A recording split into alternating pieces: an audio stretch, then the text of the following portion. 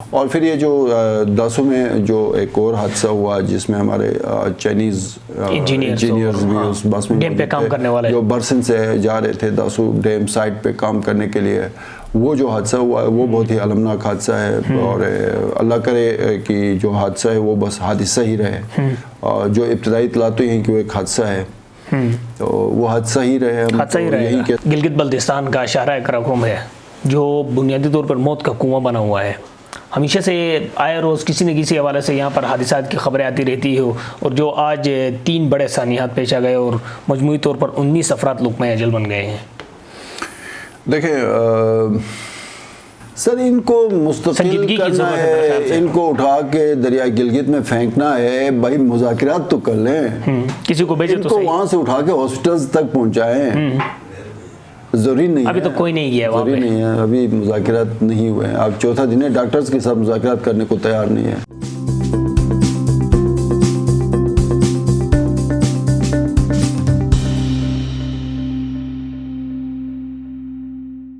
بسم اللہ الرحمن الرحیم.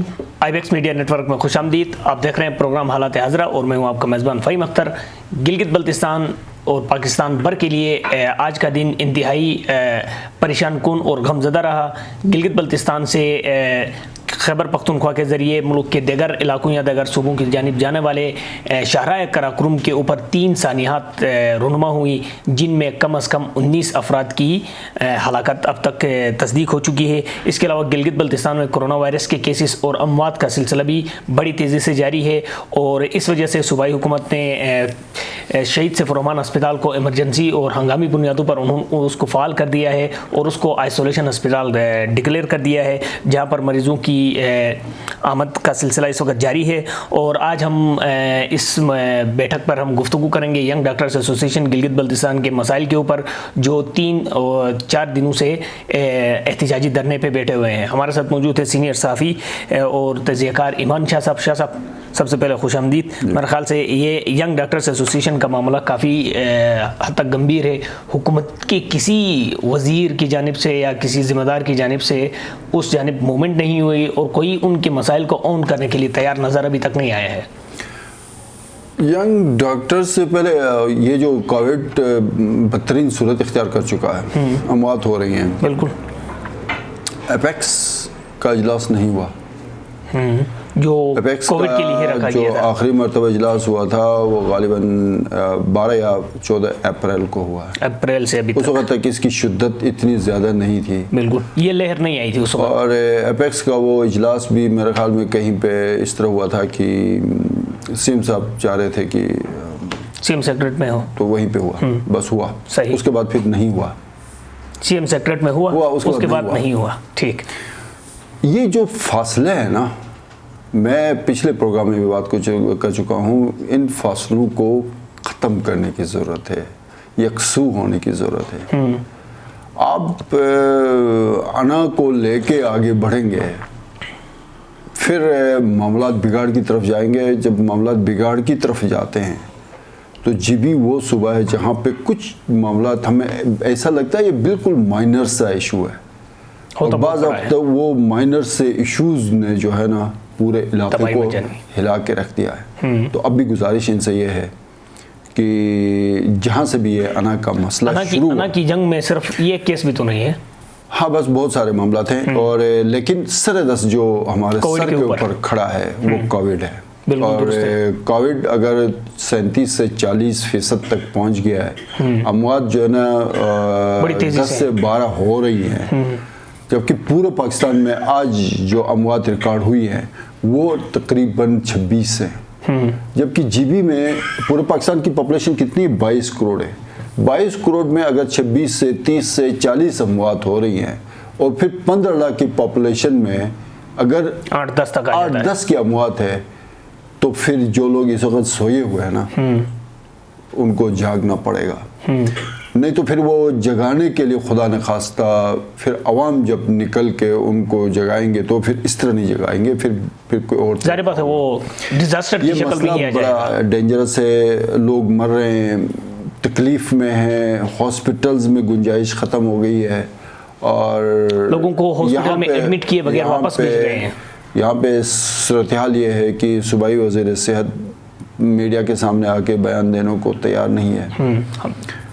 आपके जो ना national command and control authority जो है रोज़ाना की बुनियाद पे इस पे काम कर रही है। आज भी गालिबन कमांड एंड कंट्रोल अथॉरिटी के साथ जो है ना वीडियो लिंक पे ख्याल से हुकूमती सतह पे सबसे कमज़ोर मामला महकमा हैसियत के ही चल रहे हैं। तो इनको जो है ना इसको इतना इग्नोर न करें और बदकिस्मती समझ लें, इसको जो भी समझ लें कि गवर्नर तो बिल्कुल पस मंज़र में चले गए हैं। गवर्नर मैंने गुज़िश्ता 6 दिनों में आखिरी मरतबा उसको कोई बयान आया 10 दिन पहले, 20 दिन ताज़ियती बयान वगैरह कुछ ताज़ियती आते हैं, वो भी उनको पता नहीं होता, गवर्नर को नहीं पता होता है, वो उसका सेल मीडिया का सेल है वो बयान जारी कर देता ऐसा ही है। गवर्नर बिल्कुल साइड लाइन है, कहीं नजर नहीं आ, मंजर से गायब हो चुके हैं। सीएम आज गालिबन 10वां दिन है या 8वां दिन है इस्लामाबाद में। गुज़िश्ता 4 दिनों से पहले ये होता था कि यूजुअली चीफ मिनिस्टर साहब जब इस्लामाबाद में होते थे उनकी रोजाना की बुनियाद पे लोगों को मीडिया के जरिए सरगर्मियों का पता लग जाता था कि चीफ मिनिस्टर साहब काम कर रहे हैं। आखिरी मरतबा उनकी जो सरगर्मी नजर आई वो सैयद सुहेल अब्बास शाह साहब के साथ कोई उन्होंने उसने जाकर मुलाकात की है। उसके बाद फिर हमें कोई एक्टिविटी नजर नहीं आई है। उसके बाद आप देख रहे हैं ये और इधर सूरत-ए-हाल भी इस सिचुएशन किस तरफ काफी गंभीर है। 12 जुलाई को पूरे जीबी में एहतजाजी सी कैफियत थी, हर तरफ एहतजाज था। चाहे ये ऐसा नहीं था कि पीपल्स पार्टी की वजह से सबने एहतजाज किया, लेकिन मुख्तलिफ अवामिल थे, पब्लिक बहुत ज़्यादा थे उसमें। उसके बाद जो सबसे बड़ा मसला फिर इस कोविड में आपके डॉक्टर्स रोड पे बैठे हुए हैं। आज गालिबन 12 जुलाई से कल से तो मेरे ख्याल से वो इमरजेंसी को भी बंद कर रहे हैं। फिर जो है ना Pakistan medical association Gilgit Baltistan chapter भी इनके साथ मेरे ख्याल में एहतजाज में शामिल हो जाएगा। तो फिर सूरत-ए-हाल हम किस तरफ लेके जा रहे हैं, ठीक है। अब वज़रा, मुशीर, मुआइनिन खुसूसी, इतने सारे सामने आ गए, कोऑर्डिनेटर्स, क्रूडू के इनके ऊपर रियासत जो है ना वो खर्च कर रही है और किसी को तौफीक ही नहीं है कि इस तमाम तर सूरत-ए-हाल में आके कोई गाइडेंस दे दें, कोई एतमाद दे दें, कोई हौसला अफजाई करें। नहीं कर पा रहे हैं इसको, ठीक है। तो इस सूरत-ए-हाल में फिर आपने डॉक्टर्स के साथ छेड़खानी की है। आप ये तो ऐसा है ना कि जैसे आप छेड़खानी तो हुकूमत ने करनी है। जंगी हालात में आप अपने फ्रंट लाइन पे लड़ने वाले सोल्जर्स को आप डिस्टर्ब करते हैं। मैं कोई और लफ्ज इस्तेमाल नहीं करूंगा, बिल्कुल सही बात आप है। डिस्टर्ब करते हैं। तो आप सूबाई हुकूमत ने यही किया है कि जो फ्रंट लाइन पे जंगी हालात हैं, कोविड जंगी हालात में फ्रंट लाइन पे लगने वाले जो सोल्जर्स थे, और इनमें जो अक्सरियती है सर ये कोविड सेंटर्स में ड्यूटी करने वाले हैं, ये सारे ऐसे हैं। इतना आसान काम नहीं है डॉक्टर्स का पेशा, कोई इतना आसान पेशा नहीं है। आपकी गिलगित बल्तिस्तान की -12, 13, 14, 15 की यख बस्ता सर्द रातों में रात 2 बजे डॉक्टर को कहा जाता है ड्यूटी पे पहुंच जाएं। एक्सीडेंट केसेस आते हैं, चीर फाड़ होती है। तो आप किसी और को कहे जाए ना, जरा किसी मिनिस्टर को कहा जाए जाके वो आधा घंटा उस हालात में वहाँ खड़ा रहे, ऑपरेशन थिएटर में या किसी और जगह पे या इमरजेंसी में, तो इनको लग पता जाएगा कि कितना मुश्किल काम है और ये कितना मुश्किल काम कर रहे हैं, ठीक है। तो इसलिए मैं गुजारिश करूंगा कि डॉक्टर्स के हवाले से ये किसी डीसी ऑफिस के मुलाजिम की पोस्टिंग कर दें, किसी तामीरात आमा 10 दिन बंद रहे, क्या होगा?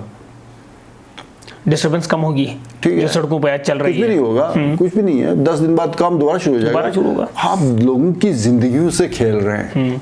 ये जो ये नाटक बंद कर दें। यंग डॉक्टर्स एसोसिएशन का जो अहम मुतालिबा है डॉक्टर्स की मुस्तकिली के हवाले से, इस पर पिछली असेंबली ने कानून भी पास किया और वो कानून गवर्नर से असेंबली सेक्रेटरीट के बीच में चलता रहा, अमल दरामद की मरहले पर नहीं आ रहा है। सर इनको मुस्तकिल करना है, इनको उठा के दरिया गिलगित में फेंकना है। भाई मुज़ाकिरात तो कर लें, किसी को भेजे तो वहां से उठा के हॉस्पिटल्स तक पहुंचाएं।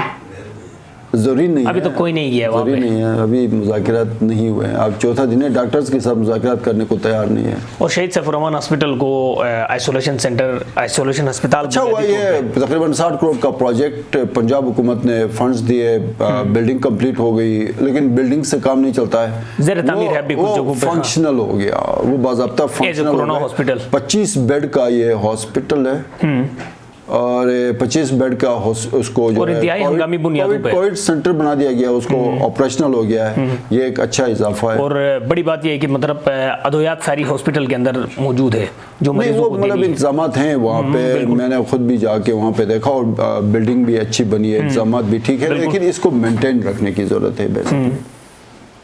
اور جو گلگت بلتستان کا شاہراہ قراقرم ہے جو بنیادی طور پر موت کا کنواں بنا ہوا ہے, ہمیشہ سے آئے روز کسی نہ کسی حوالے سے یہاں پر حادثات کی خبریں آتی رہتی ہے, اور جو آج 3 بڑے سانحات پیش آ گئے اور مجموعی طور پر 19 افراد لقمہ اجل بن گئے ہیں. دیکھیں یہ جو 2020 فروری سے لے کے ابھی تک ہم سانحات میں ہیں, اتنے حادثے ہوئے ہیں, کووڈ کے علاوہ جتنے حادثات ہو گئے اور جس طرح کے حالات رہے. بیسیکلی اب اس میں کیا ہو سکتا ہے, بعض اوقات تو یہ جو قدرتی آفات یا حادثات ہوتے ہیں, مثلا یہ نیٹکو والی بس جو پنڈی سے گلگت آ رہی تھی, اب وہ چلتی بس کے اوپر سے کوئی بھاری پتھر گر جاتا ہے یا سلائیڈنگ ہوتی ہے, تو اس میں تو بس یہ پھر لیکن یہ روڈ بنیادی طور پہ الائنمنٹ سے لے کے دنیا کے ایشوز اس کے اندر موجود ہے, اور یہ خطرے کی علامت تو ہے. بیسیکلی ادروائز یہ ہے کہ یہ جو عام حالات میں جو بائکس کے اوپر یا ٹورسٹ آئے ہوئے ہیں, ان کی کسی غلطی کی وجہ سے جو حادثات ہوتے ہیں ان کو دیکھنے کی ضرورت ہے.